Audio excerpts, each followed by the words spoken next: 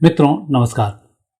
मैंने आपको पहले भी सचेत किया था कि आने वाला जो समय है पहाड़ी यात्राओं का बहुत अच्छा समय नहीं है। विशेष उत्तर पूर्व और जो पहाड़ी क्षेत्र हैं वहाँ पर लगातार कहीं लैंडस्लाइड होगा, कहीं भूकंप की स्थिति आएगी, कहीं पानी अधिक बरसेगा। तो ये जो स्थिति हैं ये ग्रह योग से निर्मित हो रही हैं।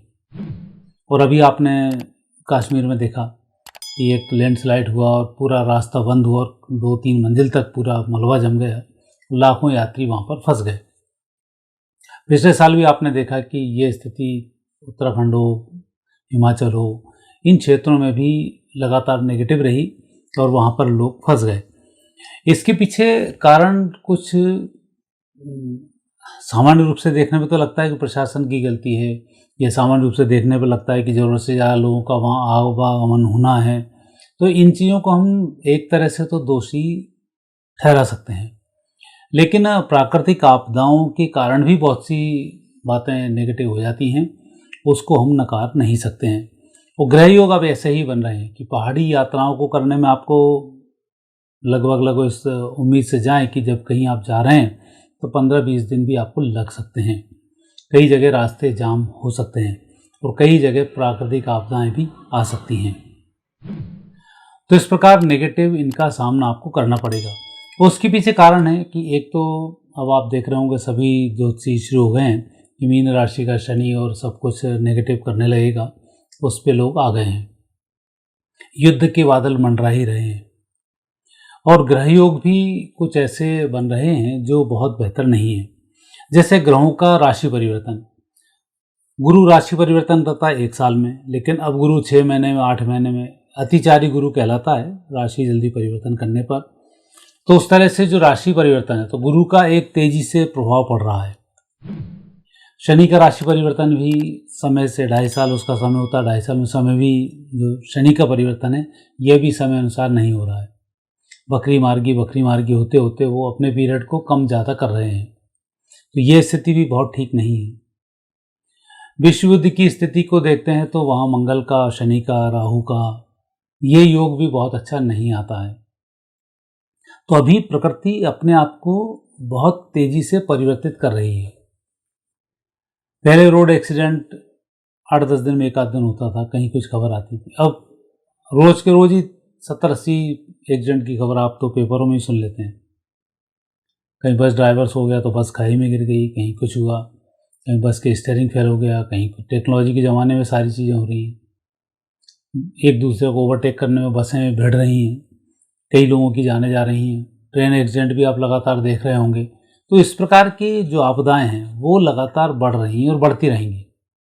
अभी तो हवाई आपने सुना नहीं है, अभी कुछ दिन के बाद हवाई यात्राओं में भी ये दिक्कत आनी शुरू होगी,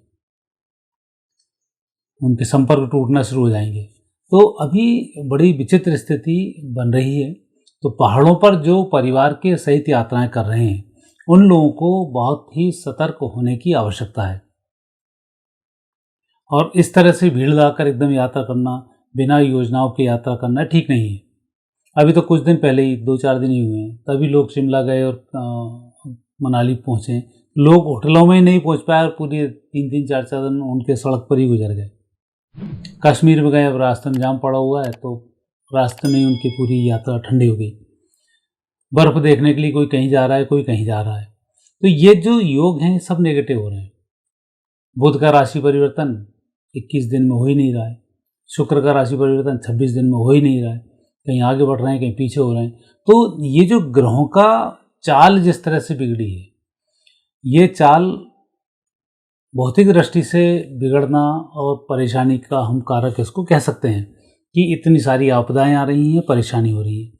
लेकिन दूसरी दृष्टि से यदि हम देखते हैं तो इन ग्रहों का ही आगे पीछे होना, चालों का बदलना, दृष्टियों का बदलना, ये संकेत प्रदान कर रहा है कि प्रकृति अपने आप को नए स्वरूप में लेकर आ रही है।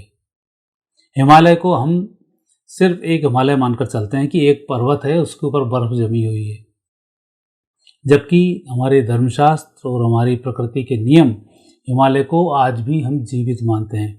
और इसके प्रत्यक्ष उदाहरण अभी आपको जब भारत चाइना का युद्ध होगा उसमें आपको देखने को मिलेगा कि हिमालय जीवित है या नहीं है और हिमालय इस देश की कैसे रक्षा करता है।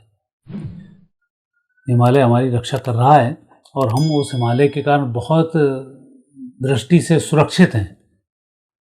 तभी तो तिब्बत है, भूटान है, जो हम बोल रहे हैं ना हमारे होंगे, उसी बेस पर हमारी भविष्यवाणी है कि हिमालय अपने स्वरूप को बदलेंगे और हमें इसमें लाभ मिलेंगे। हिमालय भारतवर्ष की हमेशा से ही, चाहे कोई भी युग हो, उसमें भारत की सुरक्षा हिमालय करते आए हैं और इनको भगवान शिव जी का ससुर भी माना जाता है। पार्वती जी के ये पिता हैं, हिमालय राज हैं। ये अपने स्थान को परिवर्तित करते रहते हैं, समय अनुसार सारा परिवर्तन हो जाता है। तो वो जो परिवर्तन है, उस परिवर्तन में हम जो यात्राएं करते हैं, ये यात्राएं धार्मिक दृष्टि से बहुत गलत है। प्रशासनिक दृष्टि से तो ठीक है, लोगों ने पहाड़ी पर मकान बना लिए तो प्रशासन की ड्यूटी बनती है कि उसमें पानी पहुंचाते हैं, लाइट पहुंचाते हैं। नहीं पहुंचाएंगे तो वोट बैंक का खतरा उठता है। यदि किसी को समझाइश दें कि नीचे बस जाओ, ऊपर मत बसो, तो वो एक विवाद का कारण बन जाता है। तो इन सब विवादों को समाप्त करने के लिए प्रकृति अपने स्वरूप को बदलती है। अभी तो देश और दुनिया में बहुत सी नेगेटिव स्थिति बनी हुई है, भारत में तो बहुत ही ज़्यादा बनी हुई है। कहीं जातिवाद का भूत चढ़ा हुआ है, आपस के संप्रदाय लड़ रहे हैं, कहीं आतंकी और आक्रांताओं ने सिर उठा रखे हैं। ये सब नष्ट कैसे होंगे? ये सब प्रशासन के बस की बात तो नहीं रही। अब कुदरत ही इसमें पूरी व्यवस्थाएं करने का जिम्मा ले रही है और वही जो ग्रहों के अतिचारी होना है, ग्रहों का स्लो होना है, बार बार राशि परिवर्तन करना है, ये सब संकेत प्रदान कर रहे हैं कि कुदरत अब अपने मूल रूप में लौटने वाली है और मूल रूप में लौटने के कारण इस प्रकार की परिस्थितियां नेगेटिव होंगी। आप वहाँ जाएंगे, प्रशासन को दोष देते रहेंगे, इतनी सारी भीड़ इकट्ठी हो जाएगी, लोग व्यवस्था नहीं कर पाए। जगह छोटी हैं, सारी व्यवस्थाएं हैं, आपको भी आकलन इसमें करना चाहिए। और देश में भीड़ इतनी सारी हो चुकी है, 140 करोड़, जगह जरा सी है और हर व्यक्ति को ठंडाई चाहिए। गर्मियों की छुट्टियों का एक फिक्स समय है, उस समय में आपको यात्राएं करनी है और लोड वहाँ पर बढ़ता ही है। दिखता है प्रकृति में कि वजन नहीं होता है, लेकिन हम कई प्रकार के शोरगुल को करते हैं। और हिमालय ऐसे क्षेत्र हैं जहाँ पर कई तपस्वी आज भी तपस्या कर रहे हैं। धर्म ग्रंथों को पढ़ेंगे तो कई तपस्वी लंबे समय की तपस्याओं के लिए पेड़ का रूप धारण कर लेते हैं, पेड़ के रूप में जीवित हो जाते हैं, वो साधनाएं करते हैं और शासन प्रशासन है कि उन पेड़ों को कटवा देता है। वो उदाहरण ये देता है कि हमने एक पेड़ काटा, 50 पेड़ लगा दिए। अब एक पेड़ काटा, वो पेड़ था 200, 250, 300 साल, 500 साल पुराना, और आज जो आप पेड़ लगा रहे हो तो इसकी ऊर्जा लेवल, तो ये तो बच्चा ही रहेगा कम से कम 100 साल तक, तब जाके इसकी एनर्जी लेवल बढ़ना शुरू होगा। तो अब 100 साल का जो गैप आपने कर दिया, ये कहाँ से भरपाई होगी? तो कुदरत उसको नष्ट करती है।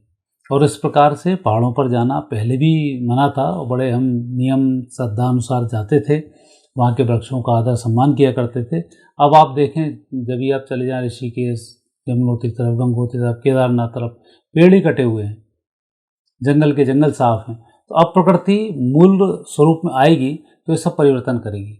पेड़ अधिक होने से पहाड़ों का कटाव नहीं रुकता था, इस प्रकार के लैंडस्लाइड ज़्यादा नहीं होते थे, छोटे छोटे होते थे, एक एक दिन में रास्ते के लिए हो जाता था। अब जो लैंडस्लाइड हो रहे हैं, आपने देखा होगा कितने बड़े बड़े एरिया को कवर करते हैं।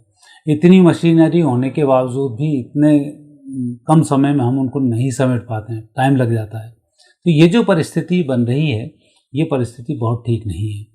और बचा खुचा अभी सूर्य का प्रभाव भी है, वर्षा के कारक भी इस बार सूर्य बनते हैं। आद्रा का भी रोहिणी में जो प्रवेश होता है, भरणी नक्षत्र की स्थिति बनती है।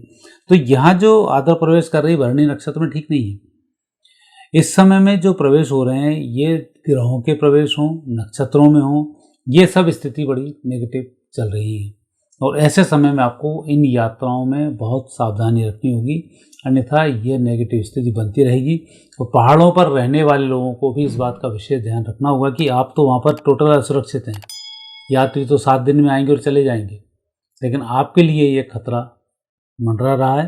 तो वहाँ आप जितने रहें तो भी संभल कर रहें, क्योंकि भी आपने देखा पहाड़ों पर, जोशीमठ पर, पहाड़ों में दरारें, मकानों में दरारें आ रही हैं। तो कोई यूं ही नहीं हो रहा है, तो ये परिवर्तन है, एकदम कोई भी नेगेटिव स्थिति बन सकती है, ये ग्रहयोग बताते हैं। तो संभल कर यात्रा करना, नियम अनुसार यात्रा करना, यात्रा कर रहे तो ही करना, नहीं तो यात्राओं को टालने का प्रयास करें, जहाँ रहें वहीं ठीक है। स्थितियों को, शासन को सपोर्ट करते हुए यात्रा करना बेहतर होगा, अन्यथा अब परिणाम बहुत अच्छे नहीं होंगे, ऐसे ग्रहयोग संकेत देते हैं। मित्रों, आज इतना ही, आगे फिर नए विषय के साथ आपसे भेंट होगी। नमस्कार।